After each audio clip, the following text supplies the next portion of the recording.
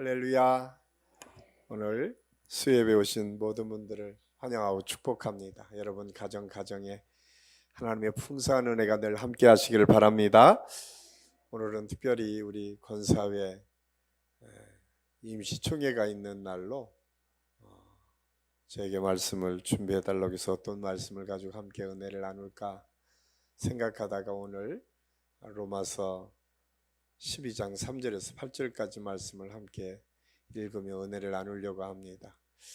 우리가 잘 아는 것처럼 로마서는 신앙생활하면서 가장 중요한 교리적인 부분들과 생활적인 부분들이 가장 논리정연하게 기록된 말씀 중에 하나가 로마서입니다. 사도 바울이 사실 초대교회의 기초다라고 해도 과언이 아닐 정도로 아주 중요한 논리들을 로마서에 담아서 사실은 우리 교회 조직에서 또 교회 생활 안에서 가장 근거가 되는 말씀들이 선포되고 논리 정연하게 소개된 것이 로마서입니다. 우리가 잘 아는 것처럼 로마서는 16장으로 구성되어 있는데 1장에서 11장까지는 교리 부분에 대해서 어떻게 예수님이 이 땅에 오셨고 예수님이 우리를 위해서 어떤 구원의 역사를 이루어셨는지를 아주 분명하게 상세하게 논리적으로, 그리고 그 당시에 로마 사람들이 가장 좋아했던 것이 철학적인 구조 아닙니까? 논리적인 사고였는데 그 논리적인 사고에 걸맞는 내용들을 담아서 예수 그리스도가 왜 메시아이시고 예수 그리스도가 어떻게 우리를 구원해 주셨고 그 구원이 담고 있는 의미가 무엇인지를 아주 분명하게 설명해 주고 있습니다. 그리고 이어서 12절에서 16절까지 말씀을 통해서 그렇게 구원받은 믿음의 사람들이 이 세상의 삶을 살 때에 어떻게 살아야 될 것인가 라고 하는 부분을 아주 명료하게 하나하나 우리의 실생활에 적용할 말씀들이 선포되어진 것이 12절에서 16절까지 12장에서 16장까지 말씀입니다. 그리고 오늘 우리가 읽은 로마서 12장 3절에서 8절까지는 두 번째 소개되는 말씀이거든요. 그 첫 번째가 1절에서 2절까지 말씀, 우리가 너무도 잘 아는 말씀이죠.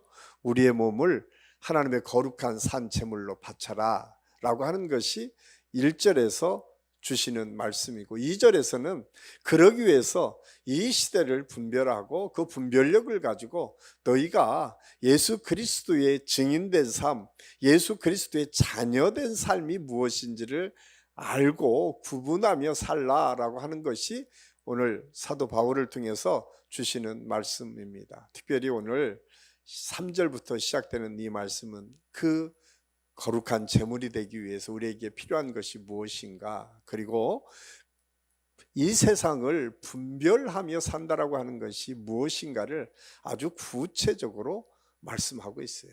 그 첫 번째가 오늘 3절에서 이렇게 말씀하고 있어요. 우리 3절 다시 한번 읽겠습니다.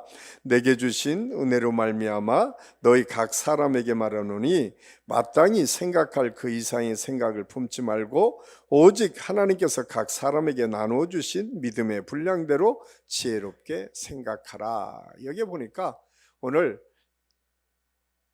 사도 바울은 이 3절 말씀을 통해서 먼저 우리에게 주시는 말씀이 내 생각대로 네가 가지고 있는 생각을 3번씩이나 강조하고 있어요. 생각해봐라, 생각해봐라.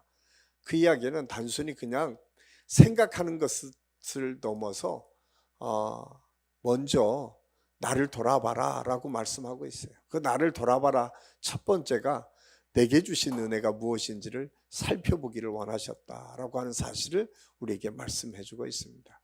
그렇습니다. 하나님께서는 우리 모두를 창조하시고 이 땅에 보내주셨는데 우리가 에베소 1장에서 창세전에 예정 가운데 우리를 보내주셨다라고 말씀할 정도로 우리 한 사람 한 사람을 향하신 하나님의 계획이 있다라고 아주 분명하게 말씀합니다. 그래서 우리는 언제나 운명에 던져진 존재들이 아니라 하나님의 계획 속에 있는 존재이다.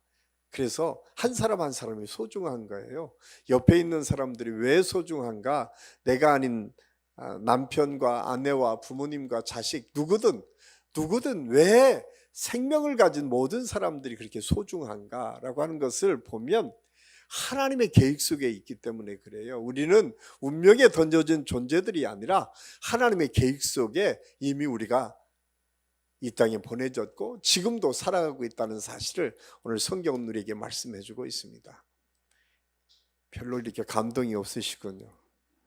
창조주 하나님께서 여러분을 기억하시고 여러분의 인생에 하나님의 계획을 두셨다는 거예요. 우리는 그래서 이 세상에 막 살면 안 돼요. 왜? 하나님의 계획 속에 있기 때문에. 우리가 원하는 대로 내가 생각하는 대로 살아서는 되지 않아요. 왜? 하나님의 계획 속에 있기 때문에. 그렇기 때문에 내가 소중한 거죠. 그래서 우리가 물건과 생명이 있는 것의 차이가 뭔지 아십니까? 물건은 찍어내는 거잖아요. 오늘날 많은 사람들이 이 좀 생명의 경시현상에서 나타나는 것 중에 하나가 무슨 물건 찍어내는 것처럼 그리스도인들이 만들어진다고 착각하고 있는데 그렇지 않아요. 생명은 하나님께서 직접 이 땅에 오셔서 자기 생명을 주시면서까지 살리실 만한 가치가 있는 것이 생명이라는 거예요. 그래서 우리 한 사람 한 사람에게 이미 그 가치가 부여되어 있어요. 예수 믿는 사람이 왜 소중하냐? 온 천하보다 생명이 더 귀하다고 말씀하셨는데 하나님께서 그 귀한 생명을 구하시기 위해서 이 땅에 오시기까지 사랑하셨던 존재, 그런 사랑받는 존재가 저와 여러분이라는 거예요. 오늘 성경은 그렇게 말씀하고 있어요. 그런데 그냥 우리에게 사랑만 해주고 끝나는 것이 아니라 오늘 말씀하시긴 내게 주신 은혜가 있다는 거예요. 내게 주신 은혜, 그 내게 주신 은혜가 무엇인지를 발견하는 것이 믿음의 사람들에게 아주 중요하다는 사실을 말씀해 주고 있어요. 저는 우리 한식교회 모든 성도들에게 특별히 오늘 권사님, 늘 우리 교회에 보이지 않는 곳에서 기도로 헌신으로 수고하고 애쓰인 권사님들 아닙니까? 한국교회가 이렇게 부흥하고 성장하기까지는 우리 권사님들의 헌신과 수고가 아마 적어도 한 70% 정도는 되지 않을까. 왜냐하면 초창기 한국교회 부흥을 이뤄갔을 때 대부분 권사님들의 헌신과 그 기도를 통해서 한국교회가 부흥하고 성장했기 때문에 그렇습니다. 저는 우리 한신교회도 우리 권사님들의 그 기도와 헌신을 통해서 여기까지 올 수 있었어요. 여러분들이 힘들고 어려울 때마다 먼저 기도의 자리를 지켜주셨고 먼저 중보기도 하면서 하나님의 은혜를 구했고 힘들고 어렵고 다른 사람에게 비난과 어려움이 있을 때에도 꿋꿋하게 그 믿음을 지켰던 우리 권사님들의 그 헌신을 통해서 우리 교회가 여기까지 올 수 있었습니다. 그런데 중요한 것은 하나님께서 그렇게 우리 한 사람 한 사람을 부르시고 사명을 주시고 그렇게 계획하셨다는 거예요. 저는 이 은혜가 저와 여러분에게 이미 주어졌음을 깨닫고 우리 한신교회 모든 권사님들과 성도들은 언제나 운명에 던져진 존재가 아니라 하나님의 계획 속에 있는 것을 늘 깨닫고 하나님께서 나를 향해서 이루실 뜻과 섭리가 무엇인지를 발견하며 생각하며 사는 믿음의 역사가 있기를 간절히 소원합니다. 그러면서 오늘 3절에서 두 가지 조심하라고 말씀하고 있어요. 하나는 마땅히 생각할 그 이상의 생각을 품지 말고, 오늘 하나님께서 내가 너희들에게 다 준 거는 분명하지만 그 이상의 생각을 하지 말라는 거예요. 그 다음부터 이제 4절부터 그 이상의 생각을 했을 때 일어나는 문제들에 대해서 말씀하고 있어요. 그래서 우리가 그 이상의 생각을 하지 말라고 하는 것은 두 가지 중요한 의미가 있어요. 하나는 내게 주신 것이 얼마나 소중한지를 깨닫는 거고, 또 하나는 그것을 통해서 그 이상 내가 분수에 넘어서는 안 된다. 그것을 뛰어넘어서는 안 된다. 그리고 이어서 주신 말씀이 믿음의 분량대로예요. 너희가 믿음의 분량대로 하나님의 일들을 감당하는 거예요. 사실 이 두 가지를 우리가 제대로 행하지 못함으로 일어나는 문제가 4절에서부터 시작돼요. 4절. 자, 우리 4절, 5절 우리 다시 한번 읽겠습니다. 우리가 한 몸에 많은 지체를 가졌으나 모든 지체가 같은 기능을 가진 것이 아니니 이와 같이 우리 많은 사람이 그리스도 안에서 한 몸이 되어서 서로 지체가 되었느니라. 지체는 그렇죠. 우리 몸을 교회, 공동체 이걸 설명하면서 몸을 얘기하죠. 몸에서 가장 중요한 것은 유기적인 관계 아닙니까? 서로 연결되어 있는 조직. 사실은 성경에서 몸을 설명하면서 가장 얘기하는 게 우리의 몸은 각자가 기능이 다 있잖아요. 혀가 하는 기능이 있고 입술이 하는 기능이 있고 또 눈이 하는 기능이 있고 팔과 손이 하는 기능이 있죠. 그런데 손이 걸어가기로 계속 하기로 하면 얼마나 힘들겠어요. 발이 그냥 걸어가도록 하는 것이 가장 현명하지 않겠습니까? 그런데 우리가 가끔 이렇게 각자의 기능이 다 다른데 거기에 자칫 잘못하면 우위가 있다 없다를 자꾸 구분한다는 거예요. 귀는 내가 제일이다. 입은 입이 제일이다. 다리는 다리가 제일이다. 그러면 이 몸은 망가지는 거죠. 가장 아름다움을 묘사하는 것을 보통 우리가 표현하기를 팔등신이라고 하잖아요. 모든 사람이 보기에 균형 잡혀 있는 것이 가장 아름다운 것이라고 얘기를 하는데 거기에 균형 잡히지 않도록 하는 몸이라고 하면 뭔가 문제가 생기는 거죠. 그러기 위해서는 오늘 두 가지 분수와 믿음의 분량을 분명히 알고 그 일들을 감당하는 것이 중요하다라고 하는 사실을 우리에게 말씀해 주고 있습니다. 그래서 우리가 연결된 조직이다라고 하는 것을 먼저 알아야 돼요. 그래서 우리 권사님들은 늘 말씀을 드린 게 내가 한신교회다. 지난주에 제가 말씀을 드렸는데 내가 한신교회다라고 하니까 나만이 한신교회인 것이 아니라 내 주변에 있는 우리 성도님, 우리 권사님도 똑같이 한신교회인 것을 존중해 줄 수 있어야 돼요. 그래서 우리가 유기적인 관계를 이룬다고 하는 건 첫 번째는 틀린 것이 아니라 다름을 존중하고 인정해 주는 것에서부터 출발한다는 사실을 오늘 성경을 통해서 우리에게 말씀해 주고 있습니다. 저는 우리 한신교회 모든 권사님들과 또 우리 여신도들과 또 우리 성도님들의 삶 속에서 이렇게 나하고 다름을 늘 존중할 수 있기를 간절히 소원합니다. 참 그게 쉽지 않아요. 그런데 그 말로는 굉장히 쉬운 것처럼 여겨지지만 나하고 다르다는 것을 내가 인정하기가 참 쉽지 않아요. 같이 사는 부부들도 참 쉽지 않잖아요. 같으면 너무 좋죠. 음식도 매운 음식 같이 좋아하면 매운 음식 먹을 때마다 너무 행복하잖아요. 그런데 남편은 매운 음식을 좋아하는데 아내는 매운 음식을 안 좋아하거나 반대가 되거나 하면 늘 음식을 먹을 때마다 스트레스가 되잖아요. 오늘은 어떤 음식을 먹지? 그런데 가족이 4명인데 4명의 입맛이 다 달라. 그러면 어떻게 해요? 제일 힘센 사람에 의해서 갑니다. 큰 소리 있는 사람이 가는 거죠. 그런데 그럴 때 여러분 어떻게 하세요? 제일 좋은 방법은 순번대로 가면 돼요. 그런데 그렇게 안 되잖아요. 힘 있는 사람 마음대로 오늘은 이거 먹자. 아버지가 그러면 그냥 다 따라와서 먹자고 가는 거잖아요. 그러면 처음에 한두 번은 그게 괜찮지만 나중에는 그게 그 공동체를 점점점 힘들고 어렵게 만들어요. 그러면 그 다음에는 어떻게 하죠? 먹는 자리는 같이 하지 않죠. 아무리 자식이라고 해도 내가 먹고 싶지 않은 것을 같이 먹자고 하면 별로 먹고 싶지가 않아요.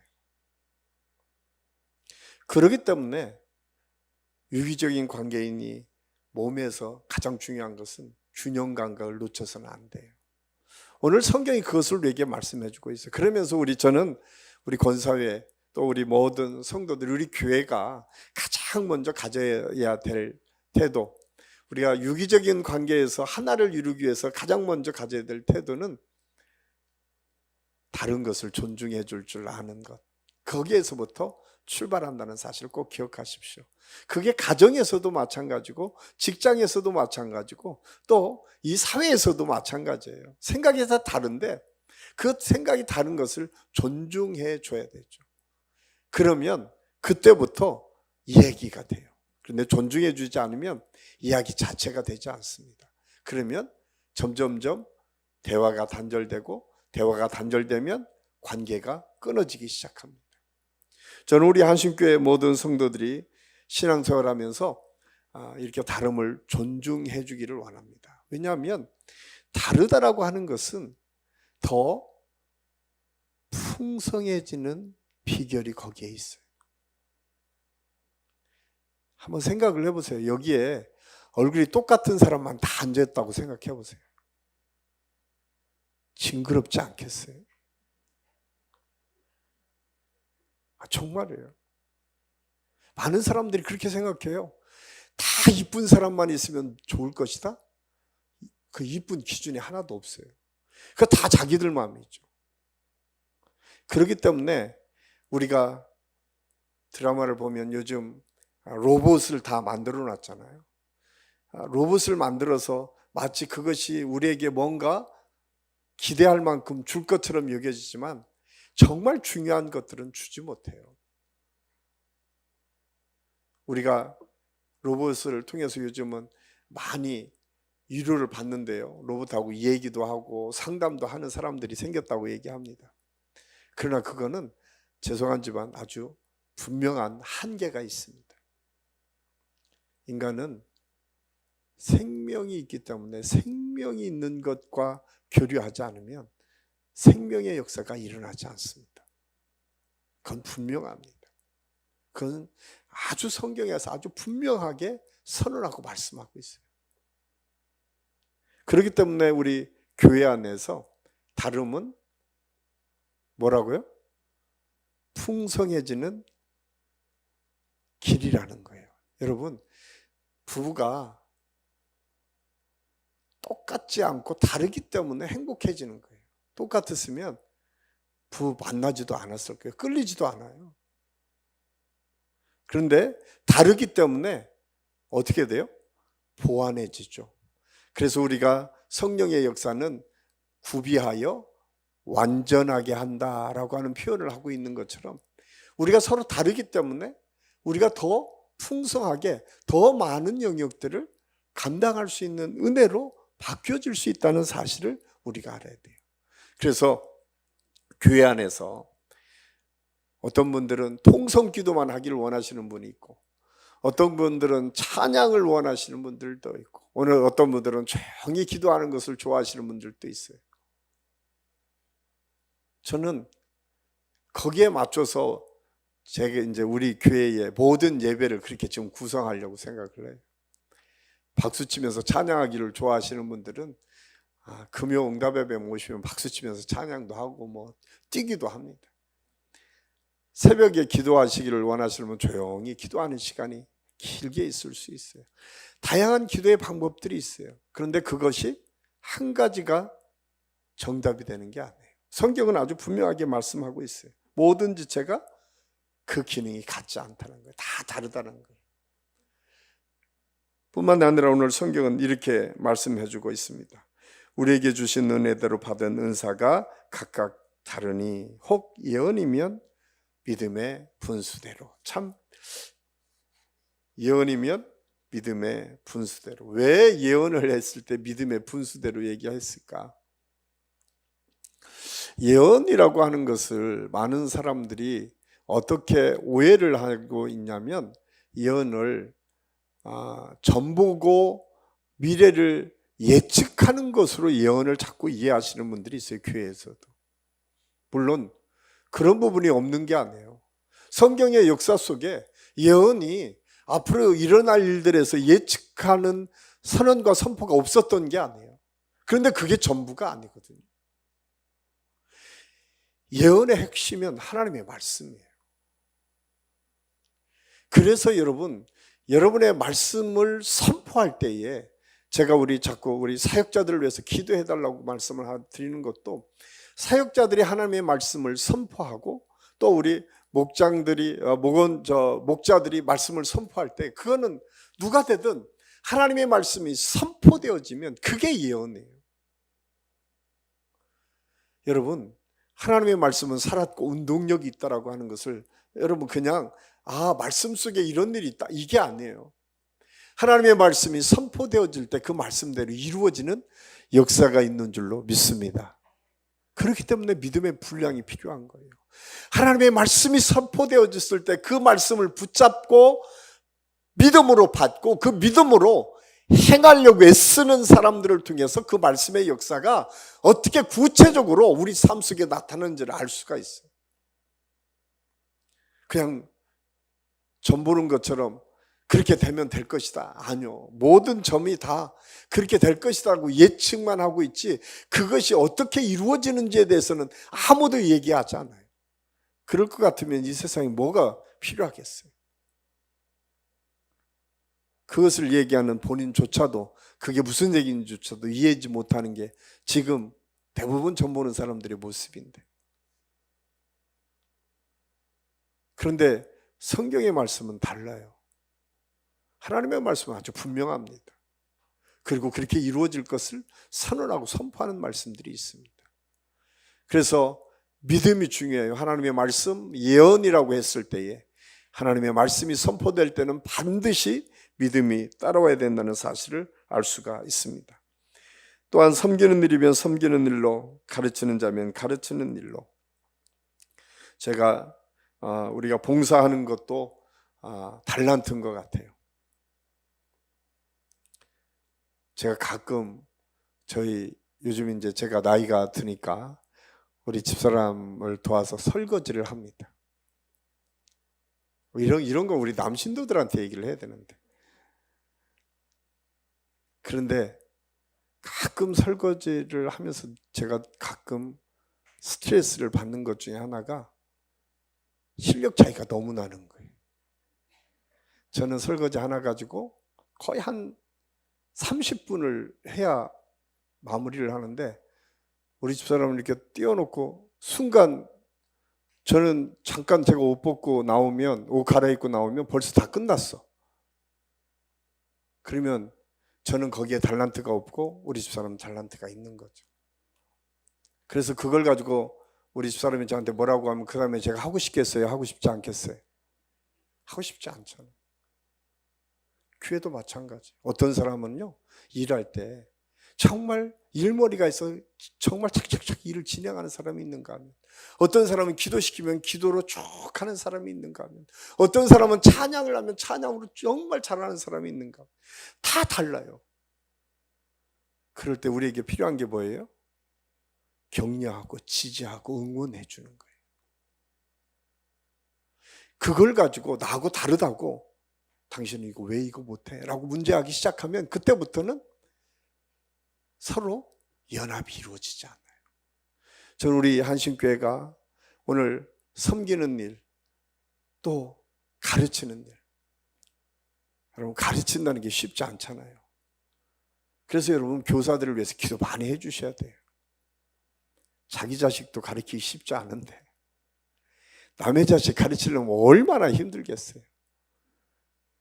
그런데 우리는 그 교사들을 위해서 맡겨놓고 별로 관심도 안 가죠. 그래서 제가 늘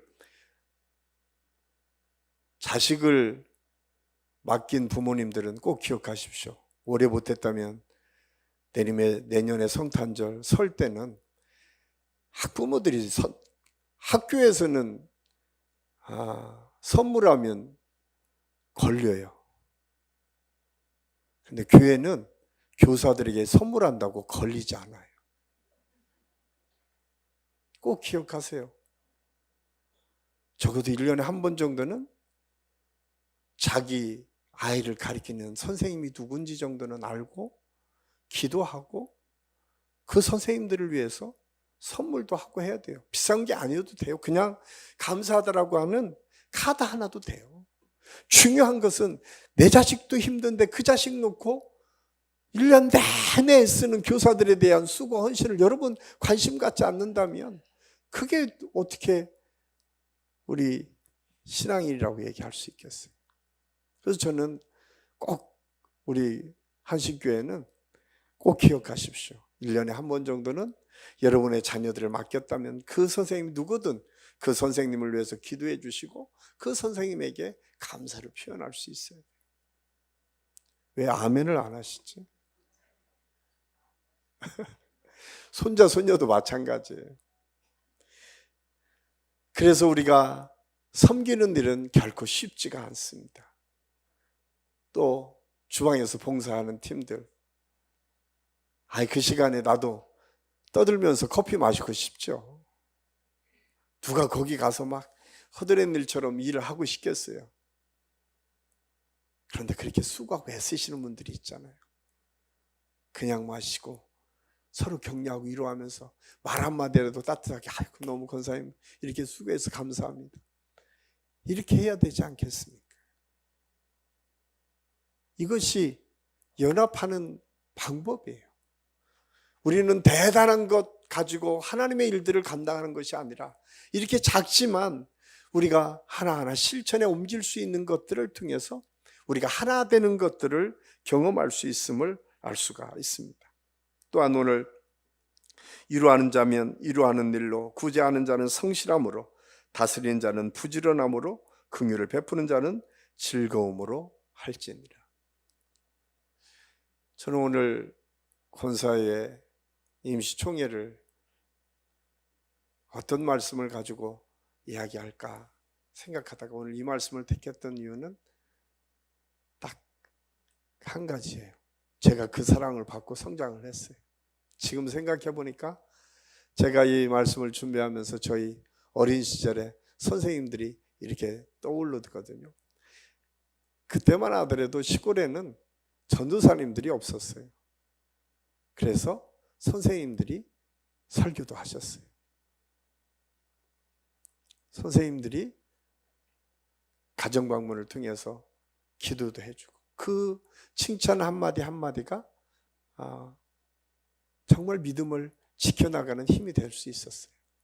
제가 오늘 보니까 요즘 우리 새벽에 중학생 셋이 지금 나오기 시작했어요. 이유가 뭔지 제가 지금 오늘 물어보려고 하는데 아이들이 그런 경험들을 하나하나 통해서 하나님의 역사를 이룰 수 있고 그렇게 헌신하는 선생님들과 기도를 통해서 아이들이 하나하나 바뀔 수 있어요. 교회는 그렇습니다. 교회는 유기체라고 성경은 말씀하고 있어요. 우리를 한신교회 공동체는 여기 있는 우리 모두가 한 몸이라는 거예요. 그런데 한 몸이 다 연결됐다는 거예요. 그래서 늘 여기에서 한 사람만 아프더라도 우리가 다 아플 수밖에 없죠. 왜?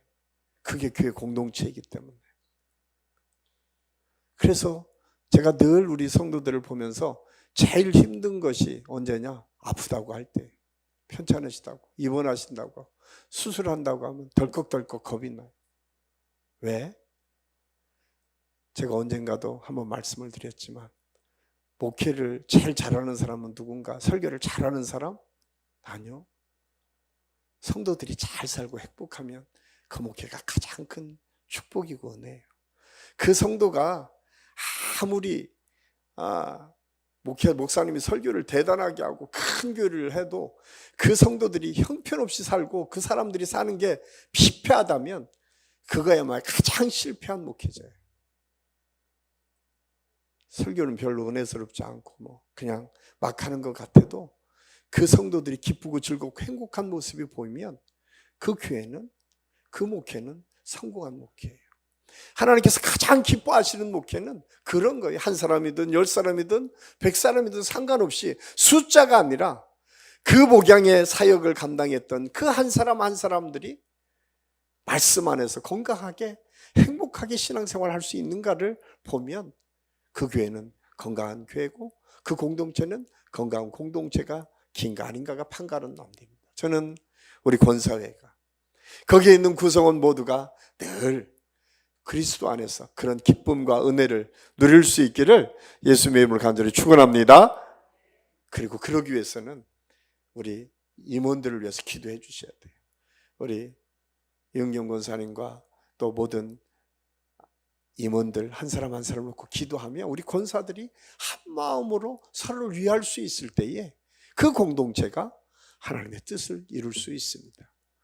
저는 오늘 권사의 임시총회를 통해서 그런 우리의 마음이 하나로 모아지고, 특별히 다름은 우리를, 다른 거 다 잊어버려도 꼭 기억하세요. 다름은 우리를 풍성하게 하는 지름길이다. 혹시 여러분 중에 여러분 권사님이 여러분하고 다른 소리 하면 우리 교회가 더 좋아지려고 뭔가 하네, 이렇게 생각하시면 틀림없습니다. 저는 우리 권사회 임원들과 또 우리 모든 성도들이 그 마음으로 2025년을 믿음으로 승리하며 나아갈 수 있기를 예수님의 이름으로 간절히 축원합니다. 기도하겠습니다. 하나님, 은혜를 감사합니다. 오늘 권사회 임시총회를 통해서 우리 권사님들이 마음이 하나로 모아지고 다름을 더 존중하고 인정하고 사랑하고 섬기며 나아갈 수 있도록 인도하여 주시옵소서. 그래서 올 한 해 우리 권사회를 통해서 우리 한신교회가 더 든든해지고 더 크신 하나님의 은혜를 향해 나아가게 도와주시옵소서. 예수님의 이름으로 감사드리며 기도합니다. 아멘.